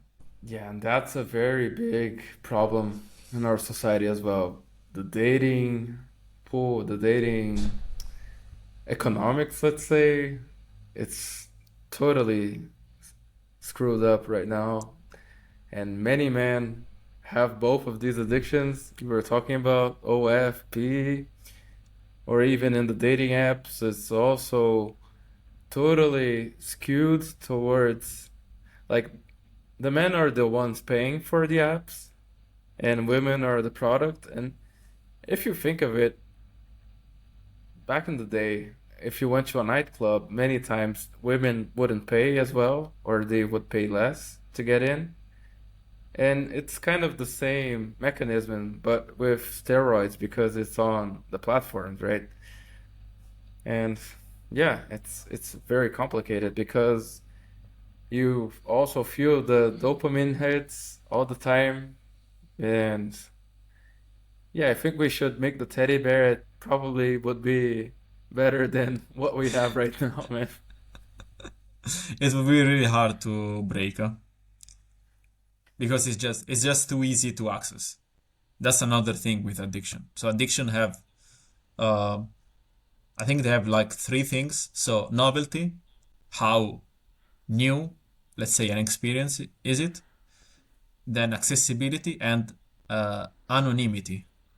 I'm not sure that's the right word. Basically, if you can do it but staying anonymous, or you can do it and nobody will know. Like if let's say this this invented teddy bear, if I had this teddy bear in my pocket, nobody will know. And if I ate the Hmm. teddy bear, nobody will know. And maybe there are different flavors of the teddy bear. You will have, I don't know, like orange. You will have uh, apple, ananas. You will have, yeah, you will have just different flavors, and that will make it novel, because again, the brain needs novelty. Because if I'm always accessing the same thing, then I'm gonna get like it's not gonna register as progress anymore because you're keep on getting the same thing basically. That's why And people end up, uh, let's say, watching content that it's a bit borderline because they went through the line, or they end up uh, drinking, let's say, an alcoholic which is so strong because beer maybe doesn't taste. Maybe beer now tastes like water because it's not giving the person like a stimuli anymore. yeah, you always want more and more and more. Yeah, and the And baseline changes. Yeah, your baseline changes, so normality becomes. So imagine if steroids become normality, basically. So everything under the level of steroids become like, oh, this is nothing. That's why people tell you, yeah, I prefer video games because I get bored of real life. That's the whole point. By playing too many video games or by staying too much on social media or watching adult content, basically you are narrowing down the things that give you pleasure because it's like you are getting used to, uh, let's say, level 100. So everything under level 100, which is real life, by the way, is gonna be dull. It's gonna be, I don't wanna do it. That's boring. It's not boring, it's not stimulating. It's not as stimulating. That's what happens because, like, the baseline level of dopamine is like skewed. what do you think of going the opposite route? So with things like cold showers or intermittent fasting, things that you try to break away from this cycle. What do you think of using these tools to try to improve our relationships with dopamine, basically? I think those are good tools, and many people tell you, oh, you should do cold showers, but I don't think they tell you why.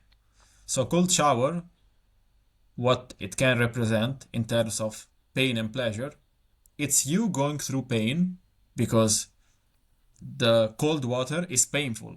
Like if you get hit with cold water, you feel like a sense of, you feel shivers, right? So that's pain. So the good feeling afterwards, it's because you felt the pain before. So when you have pushed, let's say, the pain button to get back to homeostasis, which is 50-50 between pain and pleasure, your body will hit the pleasure button. That's how it works. That's the same with working out. That's the same with cold showers or even fasting. I'm not sure, to be honest, how it works from a dopamine point of view. I'm not sure. But cold showers, working out for sure, it's you pushing on the effort, pushing on the pain, and your body giving you the reward with pleasure because the body wants to get back to equilibrium. And that's why people, when they indulge in screens, video games, or whatever, then they feel bad because that's the opposite reaction. So you feel good right now with no effort. So I'm gonna give you bad because we need to pay back the debt. We need to get back to equilibrium. You need some bad right now. It's like a seesaw. You push down, then the other part needs to push down again. And the other part is the craving part. So when you feel a craving, it's just you. Okay, now right now it's basically time to pay the debt. That's what a craving is at the end of the day. Yeah, on fasting, I'm not sure as well about the dopamine aspect, but I know that it helps you regulate better the glucose levels in your the sugar levels in your blood. And Mm-hmm. this helps with cravings as well because for people that have food cravings, many times they confuse the low blood sugar with a craving, and it's not necessarily a craving for something sweet. It's just that your blood sugar is low, so you need some glucose. And what has more glucose? Sweet things. So in your brain you think you need something sweet, but actually you just need to eat. You need food. And if you start regulating this better, then you won't have those cravings anymore, and you can have a better relationship with food in general. That's true. That's true. I like that. I like that. with sometimes I use fasting as an example with people to make them understand, as you said, cravings. Because when you crave food and you wait 10 minutes, you can see that the craving goes away and you don't die, right? So I tell them with video games or whatever addiction you have, it's a similar thing. So you have that craving, the craving will pass because at least you already have the certainty that, okay, if I wait, if I just let the craving do its thing, it will pass. That gives you, let's say, more hope. Okay, it's fine. I will not die if I don't satisfy this craving. And it's the same with the food, right? So when you're fasting, again, like you, yeah, you might feel a craving here and there, you might crave food, but doesn't really, like, nothing happens unless you haven't eaten in 10 days, but that's another story. But nothing really happens actually. You just, yeah, you feel a bit of a cramp and then it goes away. Yeah, if you give 5 or 10 minutes, most of the time the cravings will stop. No matter what kind of craving you're having. Like you said, if you give it some time, it will go away. But people don't want to let it go away. They want to satisfy the craving at the same time, right? Yeah, that's true. That's true. And again, that depends on what do you want? That's another question that I always ask. Okay, yeah, I couldn't do this, I couldn't. Okay, but what do you want? If you want to stay where you are, I'm going to give you back your money and say bye bye. If you want to get somewhere else, then we we need. You cannot start something already thinking, okay, this is gonna fail, because it's it has no point. Like, you need to have the certainty that it's gonna work, or at least enough certainty that it's gonna work. I'm not saying that you should accept things blindly, but if in your mind you are 50-50, or you are, no, no, it's not gonna work, then don't start. Like, it's better if you don't start, to be honest. Yeah, I had it some won't work. cases like that, and the question was always the same. What do you want? If you want to stay in that situation, in this situation, I will give you all of your money back right now, and we can end it here. Why not? But if you want to get to the situation that you told me about different times, then this is the plan. Just have faith in the plan. Ask questions, of course. You cannot accept things blindly, but if you work with an already defeated mentality, you will not make it. Like, it's impossible. Again, if I think I'm losing, I will look for every reason to lose. I will confirmate my bias of losing. That's what I will do. I will not look for things that let me win. I will just look at things that will help me lose, because that's what I think. And as humans, we wanna constantly confirm what we think, always. So if I think I'm losing, I'm gonna look for things that make you think, yeah, it's going bad. I told you I'm losing. No, that's what you focused on. That's why you looked at that and you didn't look at the other part, which is, no, actually you're winning.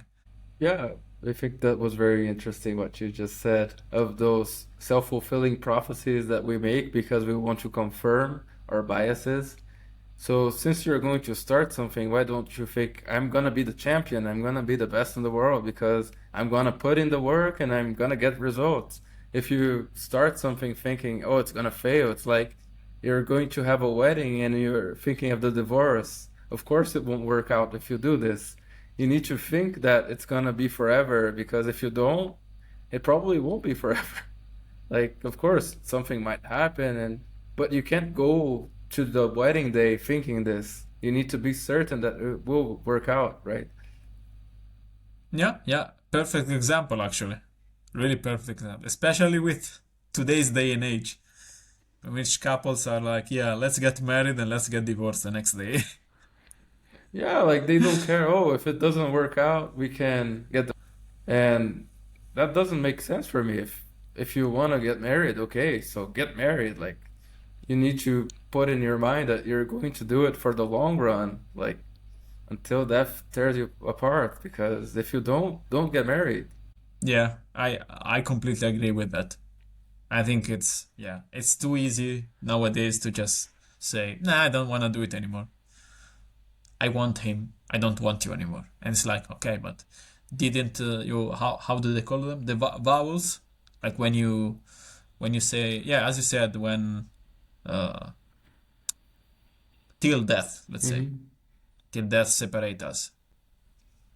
Yeah, I don't think they are being respected. No, not at all, not at all. People think too much on the short run, and that's the thing. We need to think that things will work out, and if you have a compromise, you need to go till the end, or else, like the same thing we were talking about before, our mind believes what we say. So if I say something, I'm going to do this, I'm going to do that, and then I don't do this, then my mind starts thinking, well, when he says something, and he never does what he says, so I'm not gonna believe him anymore. So when I say I want to do this, the mind will say, no, you won't. You never do what you say you will. So you start not believing yourself. And that's terrible because you need to be the first person to believe in yourself. If you don't believe in yourself, who will believe in you? Nobody. And that's better if nobody believes in you because there is no reason basically to believe in you if you don't believe in yourself or you don't maintain your word or what you say.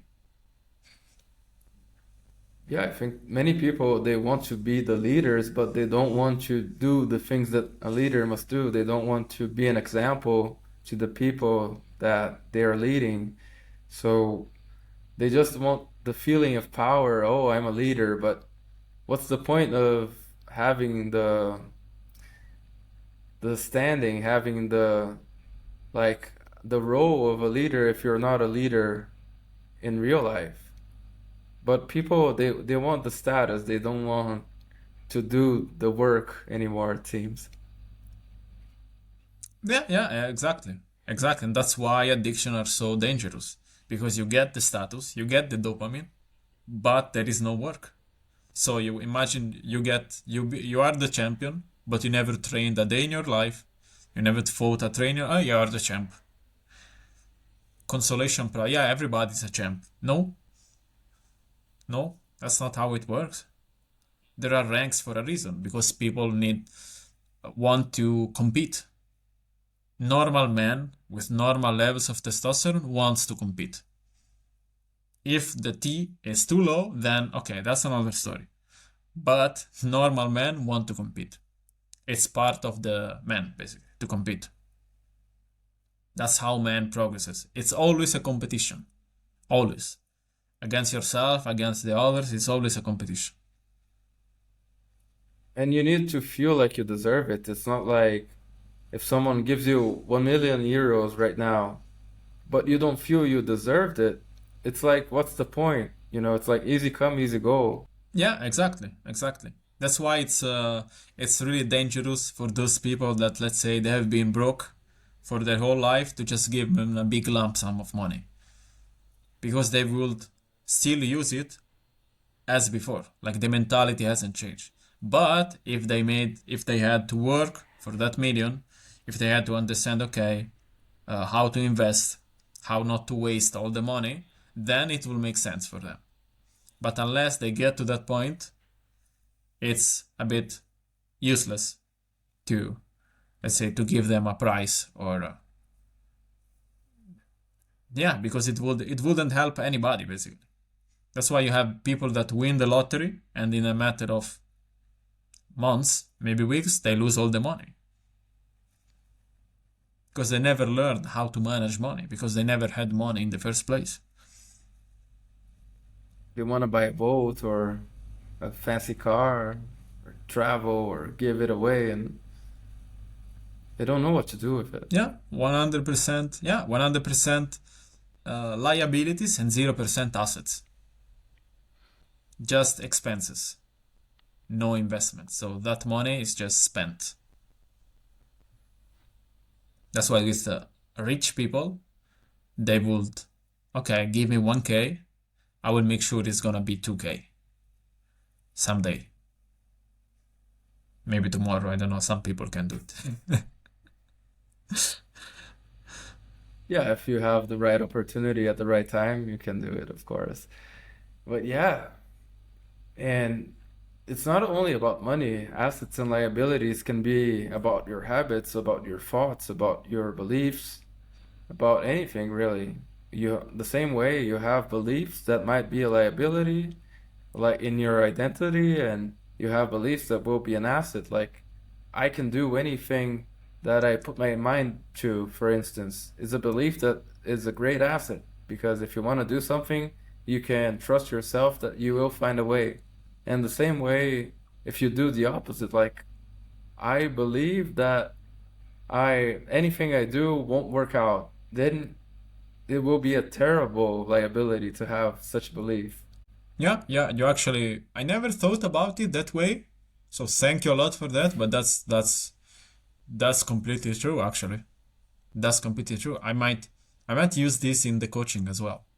Let's make a list of all of your liabilities, of my liabilities, and all of our assets, and let's transform. Let me write it down. Yeah, let's continue. I'll just write a note. I think this is cool, Yeah, man. and I will tell them that's Gabriel's framework. Ah, go ahead, man. You It's can cool. use whatever we talk about. I think one of your questions was uh, your heroes probably, or music as well. I think Yeah, music. I don't really listen to music nowadays, but I used to listen like back in the days. I used to listen to uh, a bit of 50 Cent and Linkin Park. oh, really? But 50 right now I cents. don't. Yeah, but right now I don't. Uh, to be honest with you, I don't really listen to music. I just prefer silence. Even in working out, I'm against the use of music while working out. I think you can give a very interesting answer with the 50 cent. No, I was just going through the flow, to be honest.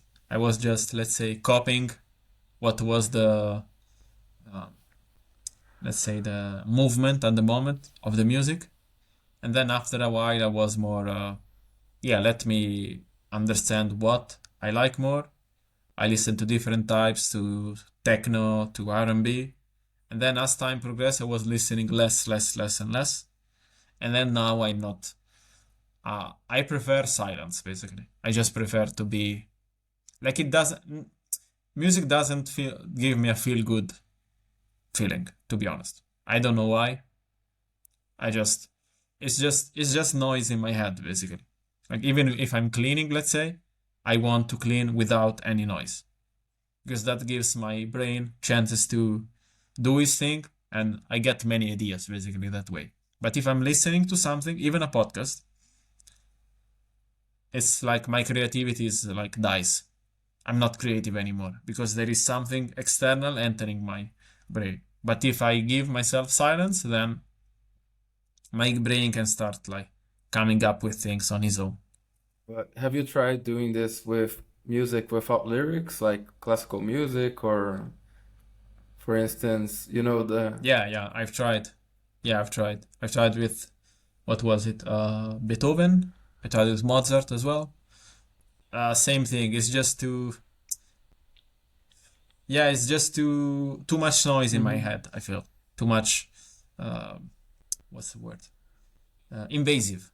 I feel like my head is being invaded by something external. Like I don't like it. It's good because you practice what you preach to your clients because you tell them to get away from distractions, and you really do, even with music. Yeah, and in the workout as well. I think again with music during the workout.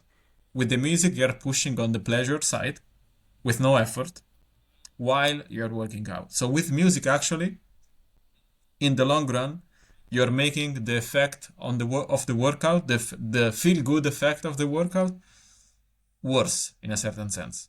Because while you're pushing on the pain button, while working out, you're pushing also on the pleasure button with the music.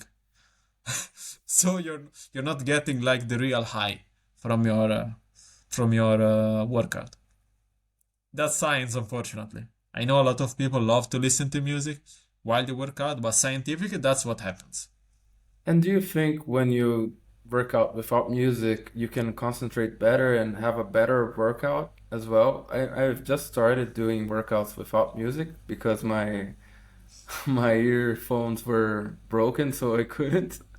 But do you think if you don't have something in the background, it's easier to focus and so you get a better workout? To be honest, yes. To be honest, yes. I can focus more on my form and on my breathing, especially on my breathing. When I'm listening to music, I cannot like focus on my breathing. I'm not hearing myself, let's say, breathe. I'm not like, uh, yeah, I'm like, I get confused about my breathing basically if I'm listening to music because I can't hear myself breathe. I don't know how to explain it. It's just distracting to be honest for me. Like sometimes I joke and I say the only music that I listen to at the gym are the muscle fibers that get like stripped, like they get broken. That's my that's my music at the gym. That's the best music you can get. If you want to get big, at least. Exactly, exactly. For me, it's more of a distress activity. So before we were talking about, oh, I use my phone to reduce my stress. You can go to the gym, you can do 5 push-ups, you can do 10 push-ups. That's how I use it. Like for me, the gym is like to remove the stress from my body. I go to the gym. That's like the first thing. Before let's say becoming big, before whatever muscular goals, the first reason is the stress, is to reduce stress and to be healthy, of course, as well. Those would be the main reasons. Yeah, exercise is fantastic to not only de-stress, but also when you have a calmer mind, if you it's no it's no surprise that the best ideas come when we're in the shower or when we're doing something that we're not thinking actively of something, because then we let our mind rest and the subconscious mind kind of pops up with the answers of the things we were looking for. But when we are addicted to the screens or we are always listening to music or podcasts, and I love podcasts, by the way, and audiobooks, but if we're constantly overstimulating with information, we don't let our minds rest a bit and give us the answers we need. Yeah, exactly. Exactly. It really helps you with giving you that place, let's say, of complete silence in which your mind can be just calm, can be just okay. Just gonna calm down right now. And then when we get back to work or to wherever, we start thinking again. Great, man. Um, so do you have some lessons from your past or things that you learned that if you could go back in time or if you could talk to your 18-year-old self again, what would you tell him not to do or to do? I think the biggest lesson will be that it's okay to make mistakes, just learn from them. That will be like the biggest lesson for me that I will tell myself in the past, or that I will tell anybody, to be honest. It's okay to make mistakes, just make sure you learn something from them. That will be, yeah, I'd say that, yeah, that's the biggest lesson. Even if your mistakes are too much video games? Yeah, yeah, yeah, yeah. I mean, of course, I would spend a lot less time playing, for sure. But yeah, I mean, it is what it is. It happened, so we cannot go back in time. Well, but do you think you learned something with the video games you played? I could have learned more, let's say. I want to be realistic, right? I don't want to say, yeah, because I played so many video games, now I can do that. That's not true. Like, I would have figured out those things even by playing less. Like, what I wasn't aware of was, okay, let's ask myself, like, the real questions. That was the biggest part for me. Once I had the answers, then everything else was much easier. Yeah, so once you go away from the distractions and focus on the main things, you get results. It's crazy, man. Yeah. And what do you have coming up? You've exploded on X. You have over 9,000 people already. You've been doing some spaces. What do you have coming up, Coach Jacob? I think so. My plan is to keep doing what I'm doing, but just doing it better. That's my plan. So I will keep on writing content. I want to do some video content as well, spaces, networking, but I want to do some cold DMs as well, a bit more. Yeah, I'd say those are business wise, those are my things. And the email. I'm I'm writing some emails as well. That's a new thing. Video and emails are like the newest thing, the newest additions. Not addictions, additions. Yeah, so always trying to improve, right? And with the spaces, do you think you meet a lot of interesting people through them? What's the main goal with your spaces? I think the first goal, which is independent of people showing up, because I can start a space and nobody shows up, right? So the biggest goal for me for with spaces is to speak, just speak, basically, just improve my speaking capabilities. That's the main thing. And the second goal is to again articulate myself better so people understand and people can get their questions answered. That's my biggest goal. I'm not I hope that my spaces don't turn into entertainment, but more, let's say, edutainment. I don't mind because I understand people need to be entertained as well, but I prefer edutainment. So education plus entertainment. So I will work on my entertainment skill as well. Not sure how, but maybe I'll study who does it well and try to get some ideas. I think on X we have this thing like, on Dragon Ball there was that, I think it was called the hyperbaric chamber, that the time passed slower there. So like in one day it wasn't near, so they would come out super jacked. And I think X is kind of like that for business because it seems like in 1 month you can grow like 3 months with your skills, with your public speaking or with your writing, because you can do so much in little time. You can get so much feedback quick. And I think this is the great thing about the platform, really, that you can meet people and get feedback very quick and improve very quickly. And when you go out of it to other platforms and to the emails or to try to build your own thing, you already have so much baggage that you can use. Mm-hmm. Yeah, yeah, yeah. I completely agree with that. It's yeah, the feedback you just get every day. You get feedback basically. You post something, you just within 3 hours, 4 hours, you already know. Okay, should I post this more? Should I write it down? Should I write it in this different way?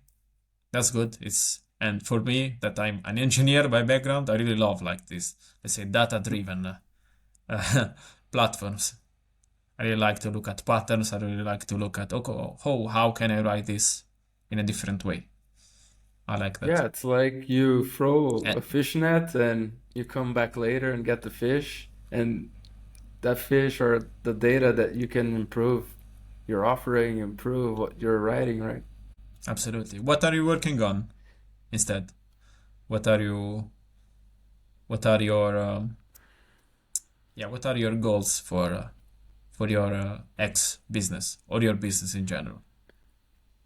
Well, currently for the next few weeks, I'm honing my podcast. So I have a lot of episodes lined up to with a lot of wonderful guests. Really, thank you for coming, by the way. You are Thank the you. second for the second season. And between this week and next week, I hope to have at least 10 people. So I'll have a lot of Nice. content coming up.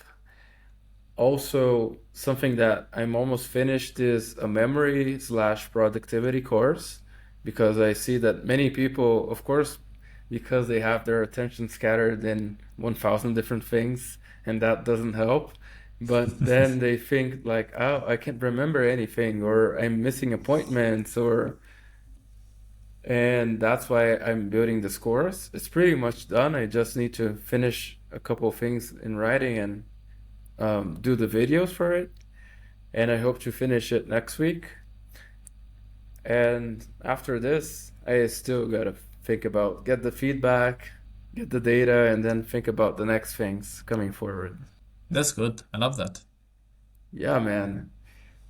And since we're both entrepreneurs with engineering backgrounds who like Dragon Ball and Mario and Pokemon and all that things for all those things from the 90s, what's your definition of success? For you, what would being a successful person be, or what would Coach Jacob for 5 years from now be proud of looking back?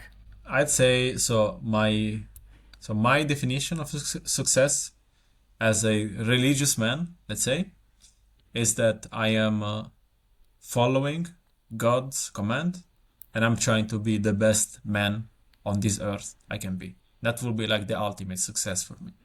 And inside that, you can have everything else. You can have the business part, the relationship part, the job part, whatever other part, let's say, help you get closer to that goal. That's yeah, that for me will be like success. And I try to do that every day. I don't make it a long-term goal, I make it a two-day goal. Mhm. Am I getting closer to God today? And by getting closer to God, it's not just praying. It's like everything else. Am I being good to my brothers? Am I being good to my community? Am I being good to people? Am I a good influence? That's part of it. That's part of getting closer to God. It's not just doing your prayers or reading your scriptures. Those are important, but then there is everything else. So it's more a thing of living within your purpose on this earth. Like God put you here for a reason, so you need to, with your daily actions, live towards that goal. Yeah, I'd say so. Yeah, that's accurate. Thank you for that, actually. Yeah, I love it because one of the, I, well, I guess my purpose then is something like this to help other people find their own purpose and work towards that because I think in a way it's very similar to yours, really. In your case, you're helping them fight the addiction to the short-term gratification. And for me, it's try to help them find their own purpose, like what for them in their life is something that they should be doing, something that makes sense for them, and to find their purpose and to do the things they were put on earth to do, not to just go mindlessly scrolling or being addicted to alcohol or Netflix or pee or whatever it is. And yeah, Exactly. and I really appreciate this meeting people like you and being able to talk about these things. I think these issues are very important. There are things that really change the lives of people around. And overall, I think, yeah, the definition of success for me is something very similar to yours in a sense. And to me, this day already has been worth it just for our talk. And later, I'm going to go to the gym. That's another part of this for me. So maybe without headphones. And yeah, man, thank you so much for coming. And if you have anything else you'd like to add, if you have anything else you'd like to talk about, or any final considerations, the stage is yours, man. Yeah, I'd so first of all, thank you so much for inviting me. It's been a pleasure. I loved these 2 hours together. Really loved them. And I will just add, I mean, nothing in particular, just look like I'd like to say to people basically, just look at things more rationally. Like, look at your time as something that you cannot get back. How are you using your time? And not really to focus on, let's say, being happy, because if you focus on being happy, it's really easy to get into self-destructive habits because they make you feel happy, even though it's like, let's say, fake happiness, but still happiness in a certain sense. So I would say that something that I do is I don't focus on being happy, but I focus on being proud of myself. So a direct consequence of being proud of yourself is being happy about yourself, is being happy in general. But sometimes to be proud of about yourself, you need to do things that don't make you happy. But as a consequence, when you finish them, you will be proud, so you will be happy as a consequence. So imagine that happiness is like a subset of being proud about yourself. So if you are proud, if you do things that make you proud of yourself, you are always happy as a consequence. So happiness becomes a byproduct. That makes it a lot easier to work on, again, things that are not really, not really interesting, let's say at the moment. But when you finish them, then it's like, okay, I'm proud of myself. I was able to do that, even though I didn't want to do it. And you're happy. Yeah, happiness, real happiness isn't those things in the short term. It's like the champion. To become the champion, he has to put in the work, to work out, to train, to practice, to do all of those things that might not be the thing that will make him happiest in the short run, but in the long run, but will make him proud, but he'll make him remember. So when he's old, what will he remember? Oh, my life was this, this, and that. He will remember those moments that he was a champion, that he won this, he won that, and he knows that if he didn't put in the work, he wouldn't win anything. So I think at the end of the day, like this short term happiness isn't real happiness, it's just gratification. And I love the the things you do about helping people use this in their favor so they can use this towards their real goals, their life goals, and become really happy. Like happy in the sense of when I'm old, what will I be proud of? That kind of happiness, not happiness in the sense of short-term gratification with a screen or eating junk food, because that's not happiness. At least not for us, I guess. No, it's not. That's I call it hell on earth. But most people don't, unfortunately. But we're starting to change this, I hope. Absolutely. Absolutely. Yeah, man, thank you so much for coming. Thank you for inviting my man.